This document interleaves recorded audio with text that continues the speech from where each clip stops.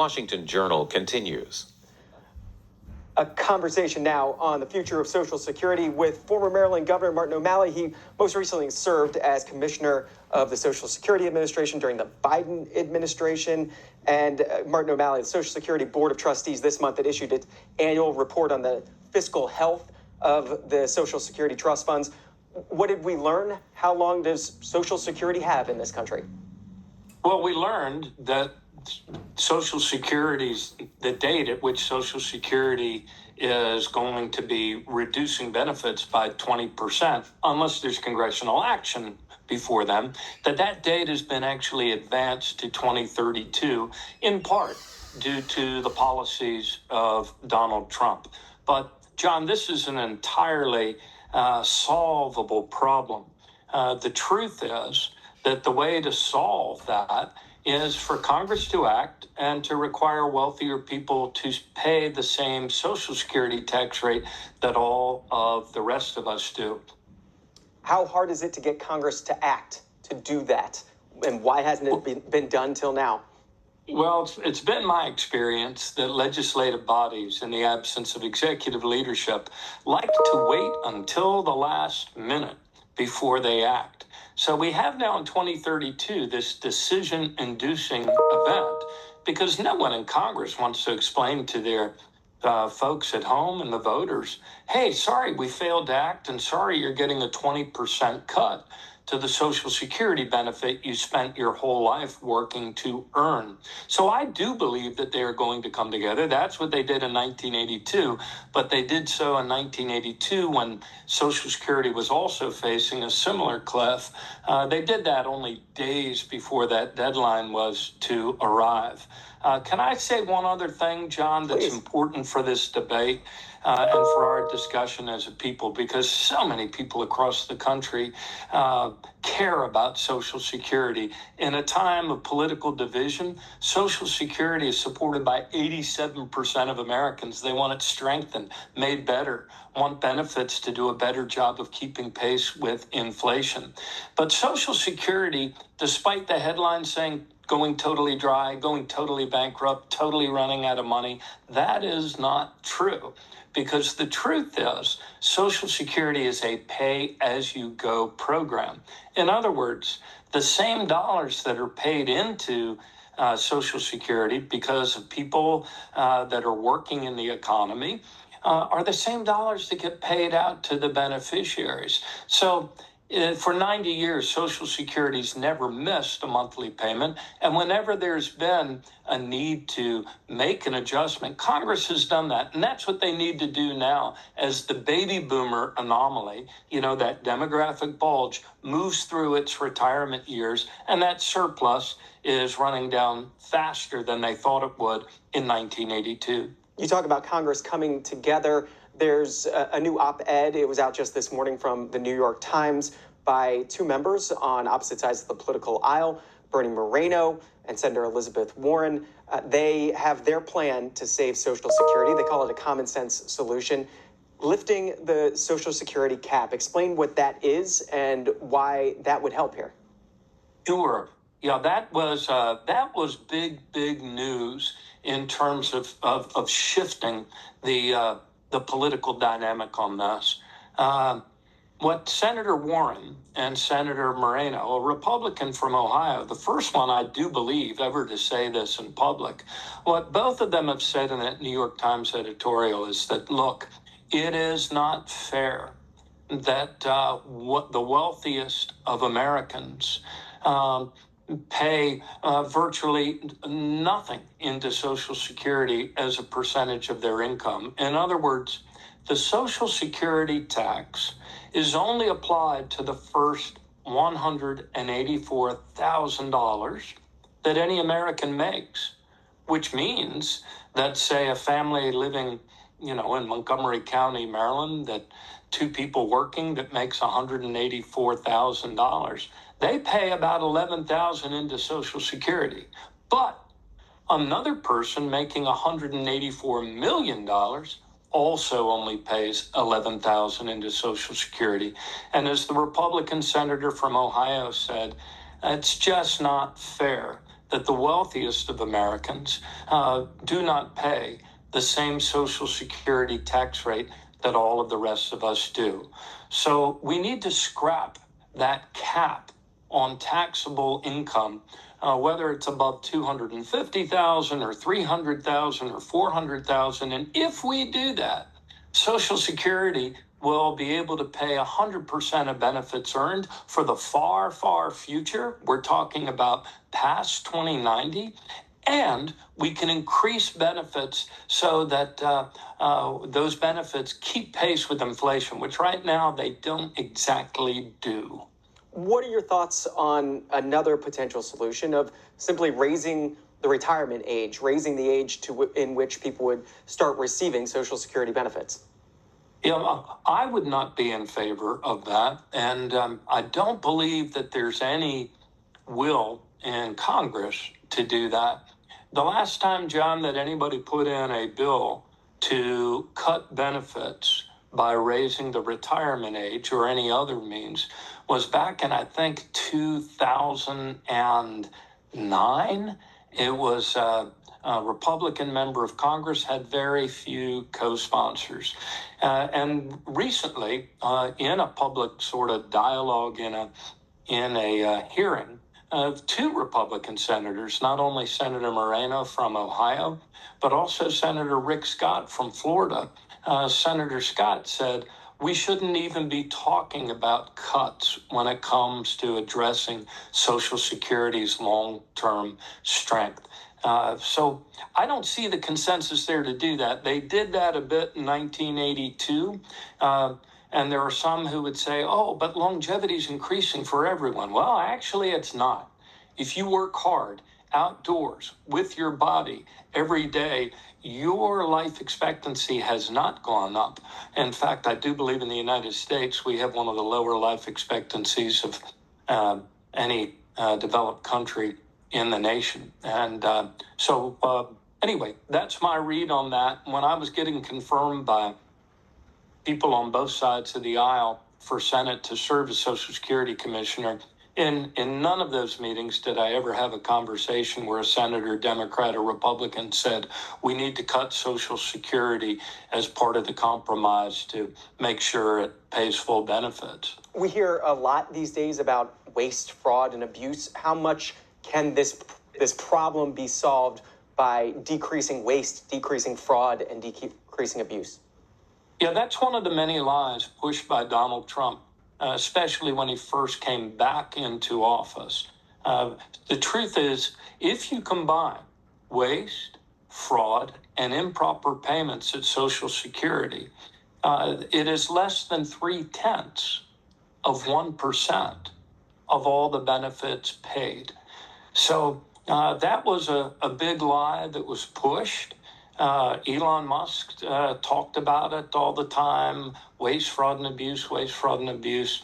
It just doesn't happen to the degree that those guys would have wanted you to believe. Nor, John, are 12 million dead people receiving checks that pour out of their cadaverous pockets every day. That, too, was a big lie. And the other big lie that they continue to tell, which a federal judge recently slapped them down about, is that illegal immigrants are somehow all, milking Social Security for benefits. People working here out of status, illegal immigrants so-called, are prohibited by law from ever receiving Social Security benefits. The truth is, this program is strong. It is efficient. It is effective. But its staffing has been reduced by Donald Trump to a 63-year low. And that's impacting customer service all across the country. I heard some of your callers in the prior segment talking about the long wait times they have, calling the 1-800 number, their difficulty in getting an appointment in the office. There's no reason for this because Social Security, when it operated well, operated on about 1% overhead, which is a very efficient and effective operation. Governor Martin O'Malley is our guest, former governor of Maryland, also the former Social Security Administration commissioner during the Biden administration, the final year of the Biden administration. He's always happy to take your phone calls, and phone lines are open for you to do so. Republicans 202-748-8001, Democrats 202-748-8000, Independents 202-748-8002. As people are calling in, Governor O'Malley, one, why did you want the job when you were originally nominated to take over something that was a ticking time bomb, and all these reports for years have been raising the alarms that this thing could come to an end sooner than we think? And two, what were you able to do in your little over a year of service to try to extend this program? Yeah, well, John, it's not a ticking time bomb, and it's not about to come to an end.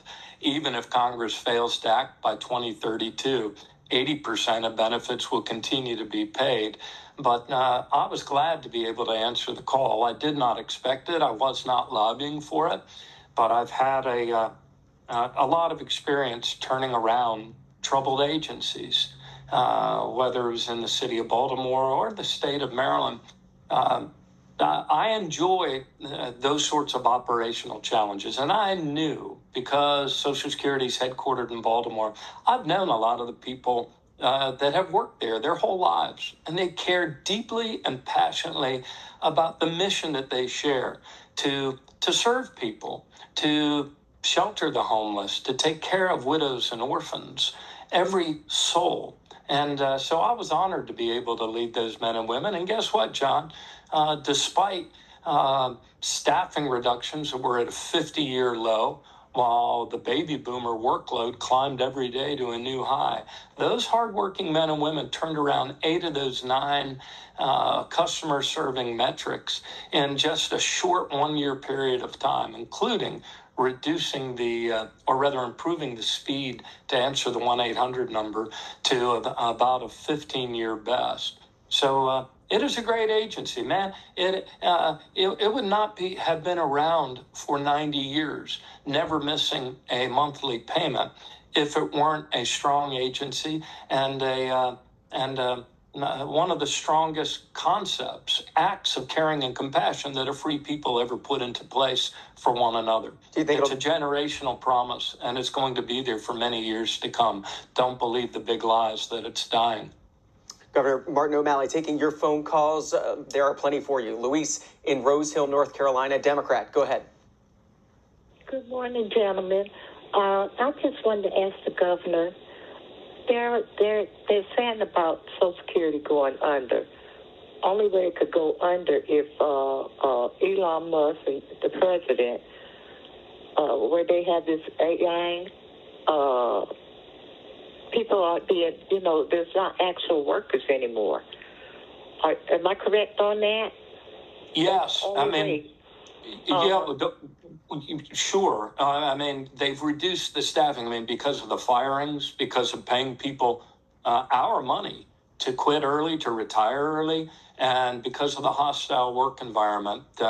They've shed around 10,000 employees just in a very short 7-month period of time. So that's true.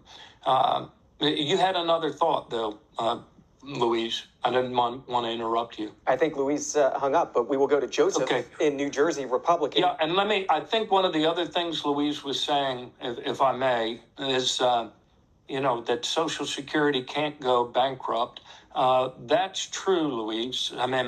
Look, it was created by human beings, and it could be dismantled by human beings. But any attempt to do that, I think Donald Trump has seen, gets a tremendous amount of pushback from the democracy. Social Security is, however, funded by the payroll tax on a pay-as-you-go ongoing system. And Donald Trump has several times said that he wants to do away with the payroll tax. He also, Social Security is the only agency, John, that runs a a surplus, what I would call the baby boomer surplus, intentionally built up to cover the difference between the payments in during these baby boomer years and the benefits that go out. And I do believe that Donald Trump knows that, and he probably has his eyes on that, just like bank robbers rob banks, because that's where the money is. So we need to be vigilant so that he doesn't privatize it or try to turn it into cryptocurrency or lump payments and Trump coins. Luis did bring up the issue of AI. Do you see places where artificial intelligence can be helpful in making the agency run better, or finding ways to, again, extend the full benefits of this program? Yes, it is a tool to be used, but used responsibly. I don't think anybody that applies for a disability wants a machine to determine whether they're truly disabled and incapable of work or not. So that's why Social Security has the largest adjudicatory body. You know, I think at last count, roughly 1,100 administrative law judges to make those decisions. But I'll tell you, and when I was there, we were using forms of AI.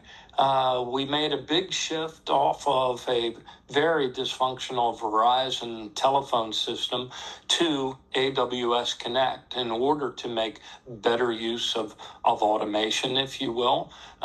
We also were using a tool that could curate through, like a very powerful search engine, 1,000 pages of medical records to help the human being focus in on the pages that really make the determinations and that matter the most in those voluminous records. So yes, AI can help, but you can't.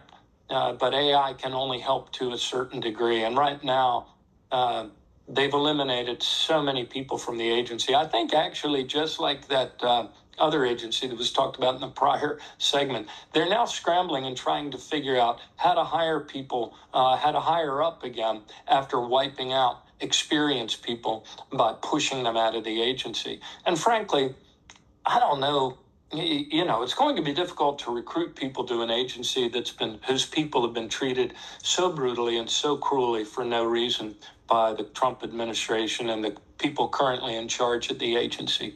Let me go to Joseph in New Jersey, Republican line. Joseph, thanks for waiting. Yeah, hey, John, how are you? Good morning. Good morning.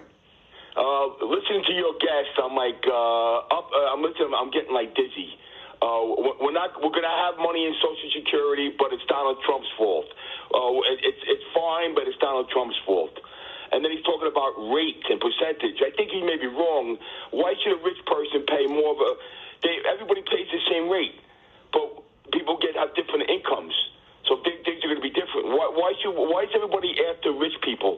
I'm a middle-class retired New York City fireman. I'm not rich.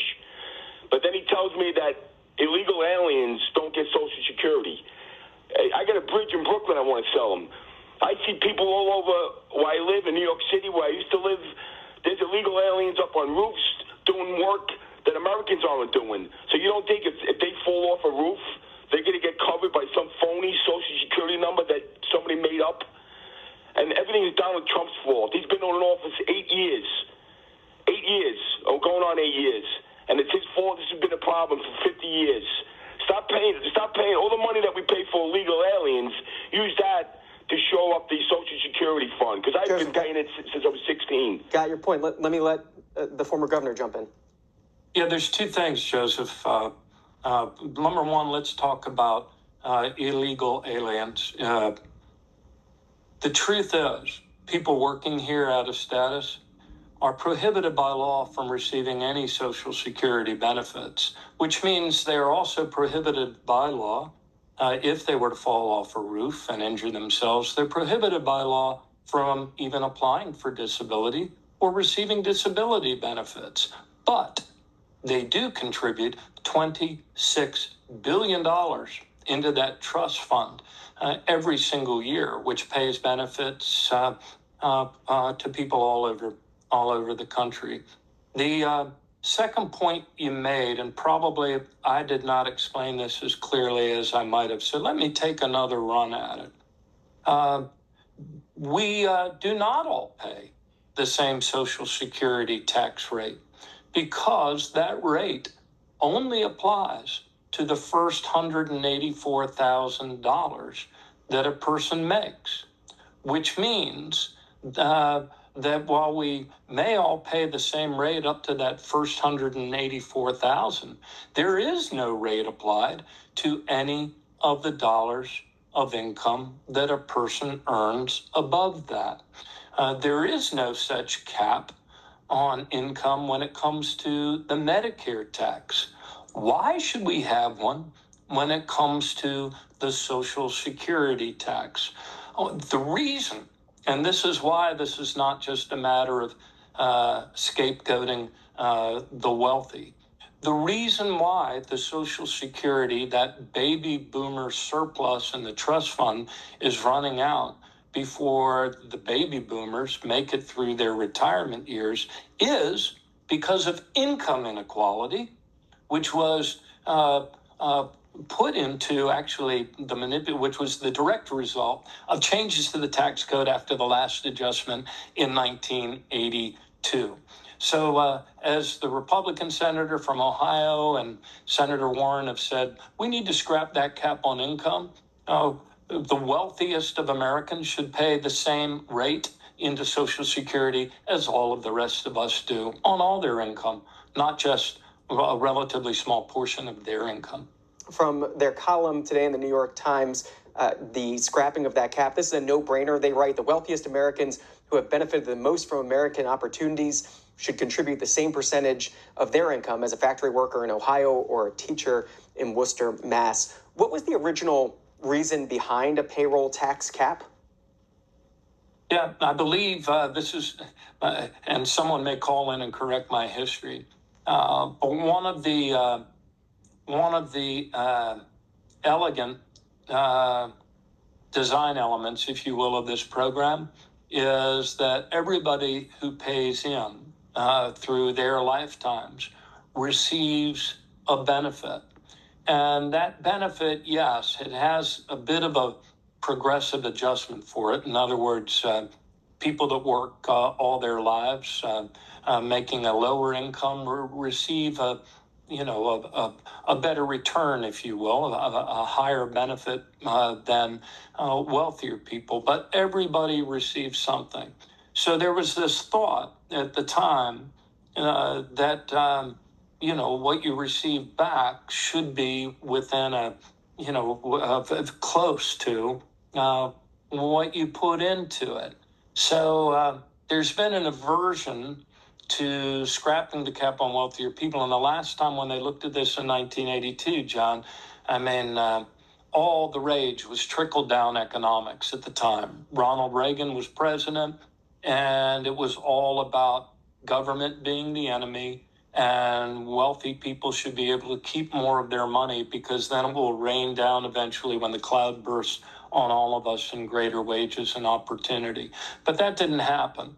Instead, increased earnings for the next 40 years were shoved into the top 6% of Americans, and wages were suppressed by pulling out common sense supports like raising the minimum wage to keep pace with inflation and other things. So that's my understanding of why there was why they did not remove that cap in 1982. They were asked, though, to set it at a level that would capture 90% of increased earnings for the next 40 years, but it only captured 80% because of income inequality and the changes that took place after that adjustment to exacerbate it and make it really bad. We'll head to Rochester, Minnesota, home of the Mayo Clinic. Nick, independent. Go ahead. Good morning. Good morning, former governor. Would you please articulate for the audience the difference between income and earned income? And the reason I'm saying that is because there are so many wealthy people who do not have any earned income. Earned income is only when you work for someone and you do a job, a task, and they pay you for it.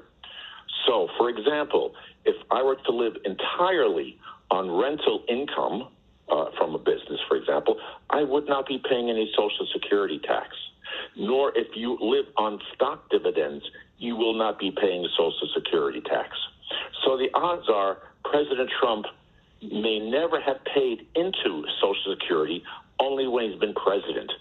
And oh, by the way, if he did, and if he's entitled to Social Security, he can collect it. There is no cap on a maximum amount of money you can have on your taxes that would say, oh, you're not entitled to Social Security anymore. So if you could please kind of clarify my comments there, I'd really appreciate it. Sure. Let me do my best to unpack that a little bit and do so in the context of the two bills that have the most support that have been introduced in virtually every Congress for the last few. One is introduced in the House by Congressman John Larson, and that has roughly 150 co-sponsors. The other has been introduced in the Senate by Senator Sheldon Whitehouse from Rhode Island. Both of those would apply the Social Security tax to not only earned income like wages, but also investment income like some of those examples that you just mentioned.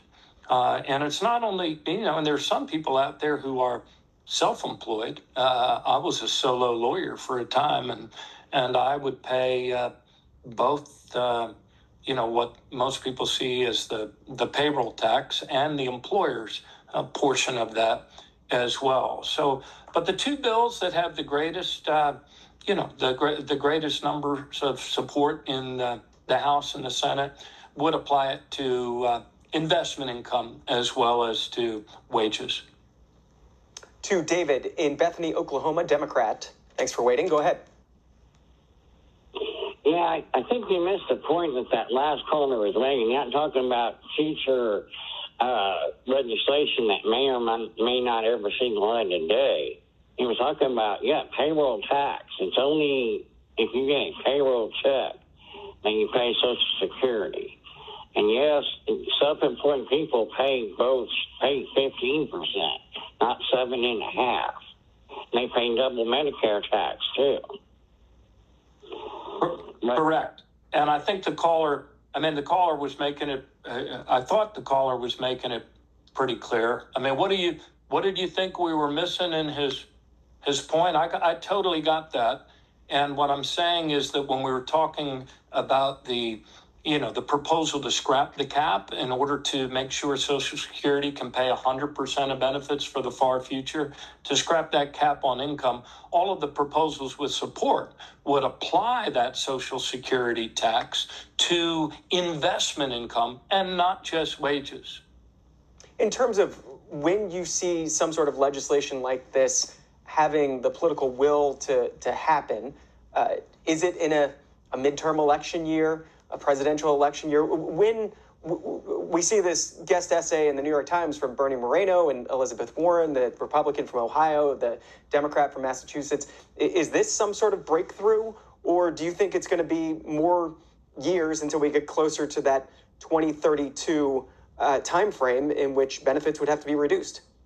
You're asking me to crystal ball America's political future here. A big caveat and disclaimer on that. I don't know, but I do know this. That joint op-ed by Democratic Senator Warren and Republican Senator Moreno is a big shift in the public debate. John, as I went kind of door to door in the United States Senate to Republican and Democratic senators alike, asking for their support and my own confirmation as Social Security Commissioner for President Biden, there were many of those private conversations where senators indicated to me privately that they knew that we're going to have to reach a compromise before this 20% cliff, which is now coming earlier than anticipated, in part due to the policies of Donald Trump. That's a fact. That's not an opinion. So many of them said it privately, but none of them said it publicly. And now Senator Moreno has, and I think his courage on this issue is going to give others the ability to voice that as well. So you ask, when will it happen?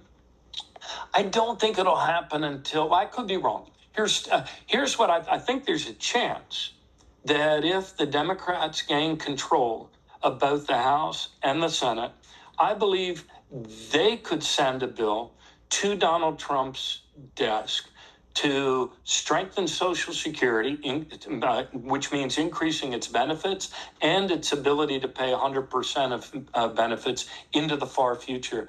So I believe they could do that right away. They could do that in the first 100 days if the Democrats control both the House and the Senate.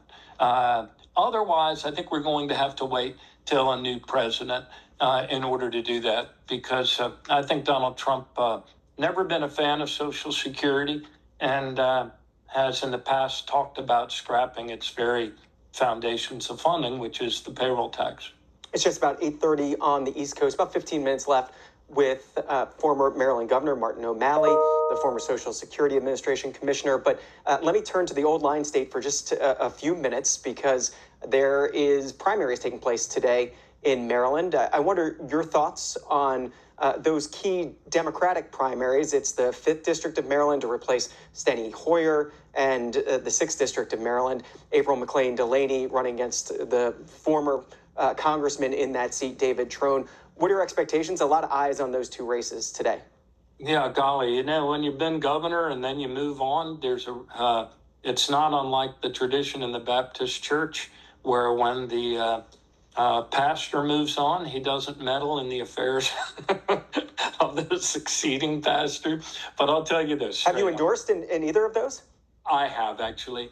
I have endorsed Rushern Baker in the 5th, which is, parts of Prince George's County and Southern Maryland, Congressman Hoyer's former district.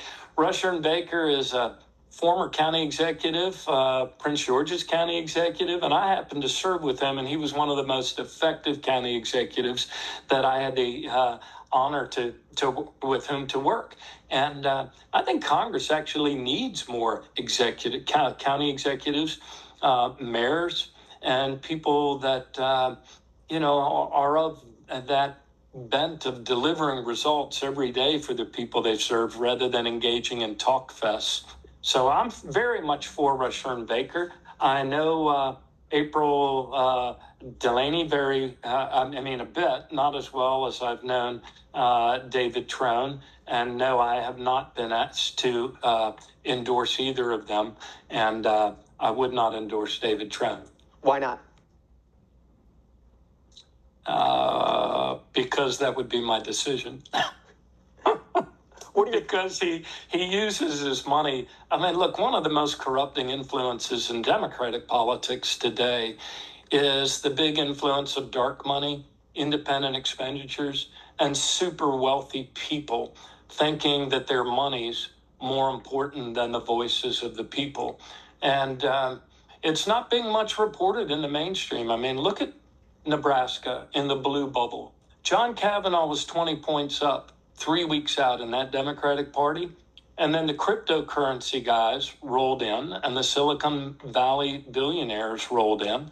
And they swung that race. In Iowa, same thing happened.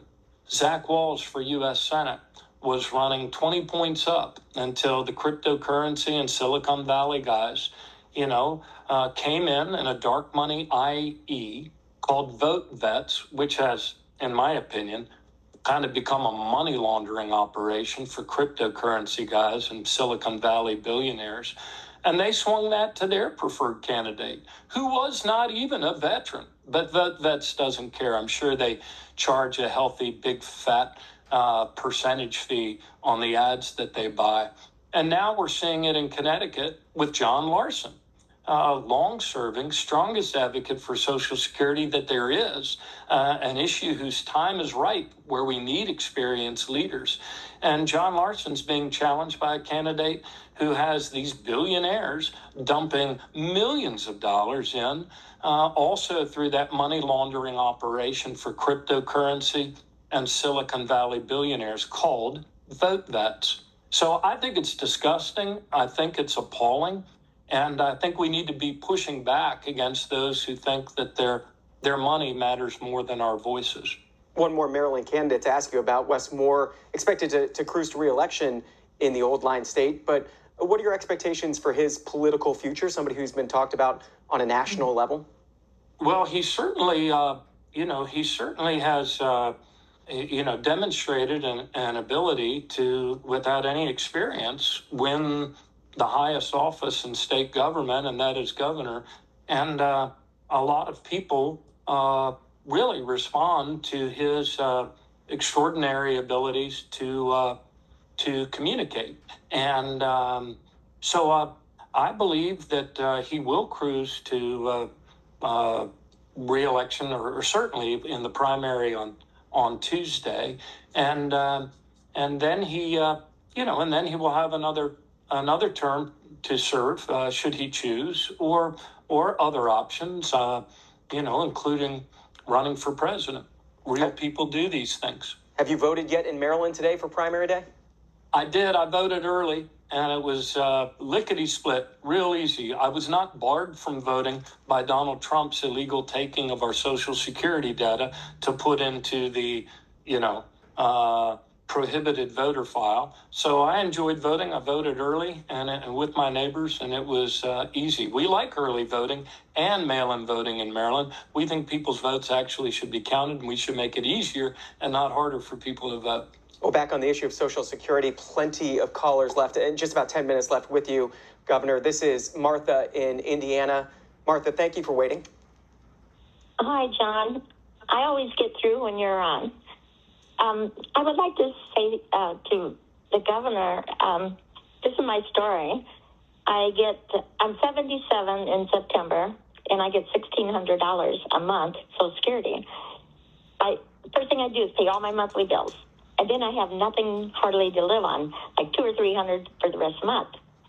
So my car broke down, and I decided I'd go get a little part-time job in the elementary school I can walk to, and I did. And right away, I get a letter from the government wanting all my pay stubs because they're going to cut the things that I did have. And Martha, are you on? It's Martha, right? Correct. Yes. Yeah, and are you on a disability or no? You would be. You said you're 77, so you're on Right. On the retirement. Okay, yeah. But see, I get Medicare, I get Medicaid, and I get $26 in food stamps, but that does buy my coffee. But Yeah. what they'll do is they'll start charging me for Medicare, which is $180, and they'll take away the Medicaid. I know that's Yeah. what's going to happen.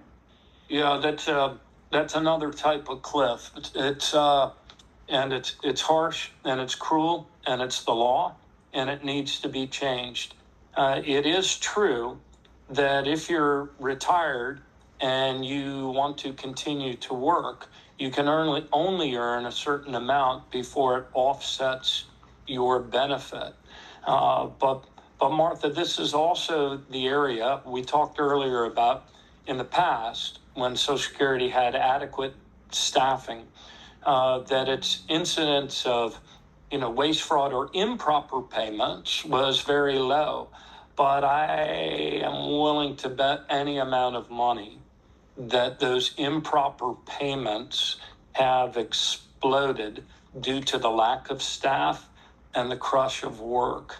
So if you haven't fought your way into a Social Security office to get an appointment and talk to somebody about this, you really, really should, because you don't want to lose your health coverage. And your story, though, is a prime example of why it is that we need to increase benefits in Social Security, because the cost of living for the elderly, John, has gone up by a greater amount than the cost of living for the rest of us. And that's what Social Security's COLAs applied to every year. It's just not keeping pace with inflation for people like Martha.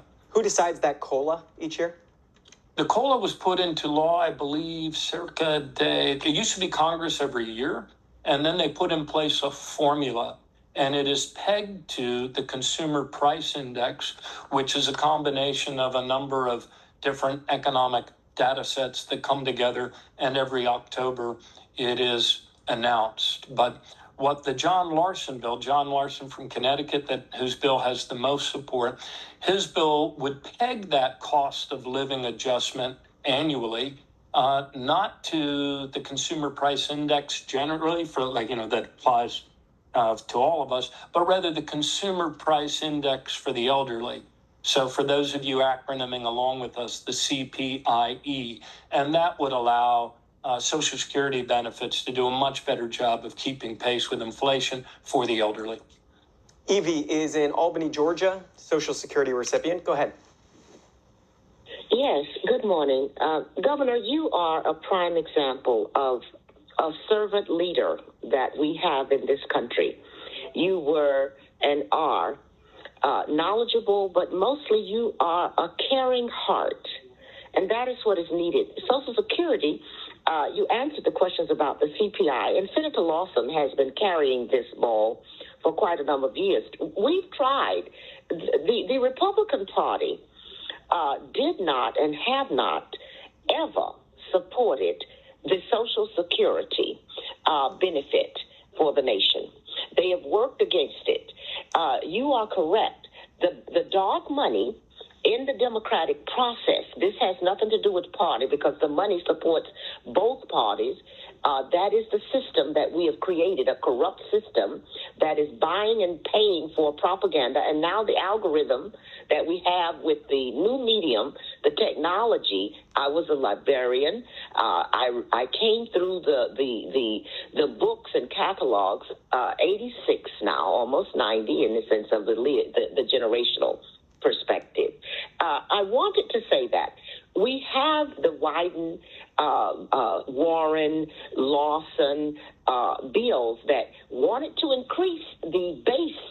That's Senator Lawson. He wanted to increase the base. If you could speak about the fact that we do not have Social Security meeting the base need of cost of living. And with the Trump policies, the tariffs, and with the lack of commitment, because as I shared, a person of my age and generational life story, we did not, as teachers, librarians, professional people with master's degrees, did not earn enough income. And right now, Georgia has the federal is 7.25. Georgia is 25 or 50. Minimum wage. We have grown people with DoorDash, picking up food, offering people services. We as a country have failed to create the base, bottom, foundational floor in order Evie, for the earnings. And Evie, you bring up a lot of topics, and I'm running a little short on time. I want to make sure the governor has a chance to respond to you. Governor O'Malley. Yeah, Evie, thank you. The promise, John, of America, call it the American dream, call it the pursuit of happiness. It is an economic promise, which says that if you work hard, you play by the rules, that you should be able to get ahead. And because we are a caring people, still a moral people, because we're united by our belief in the dignity of every person and the common good we share with one another as Americans, we also believe that our economy should work for everyone, not just the very wealthiest of Americans. And what Evie said about Social Security benefits not keeping pace with inflation can also be said about wages not keeping pace with inflation. The pay that the hardest working people in our economy make not keeping pace with inflation. And this is not a matter of some weather event that hit us. This is a direct result of 40 years of suppressing wages, of not raising the minimum wage, of trying to do away and succeeding to a large degree in doing away with unions, collective bargaining, and with private sector pensions. All of these things have been very damaging to the American experiment, the American dream, And as we approach the 250th anniversary, we need to remember that we are not the slaves of circumstance. We are the creators of our own tomorrow. And as Americans, we need to build an economy for the future that's based on everybody being able to succeed, and no senior or orphan child having to live in poverty after, their parents worked their whole lives or they worked their whole lives to secure that promise of Social Security. The challenges facing Social Security are totally solvable problems. Restore the devastating cuts to its staffing and require the wealthiest of Americans pay the same rate of Social Security tax as all of the rest of us do. These are solvable problems, and our ability to make a better future for our kids is also something that we can still do together as Americans. And we'll have to end it there. Governor Martin O'Malley, former Social Security Administration commissioner during the Biden administration, some 132 appearances in the C-SPAN video library. If you want to watch him over the years, we always appreciate you joining us and chatting with the callers. Thank you so much, sir. Thanks for counting along. Bye.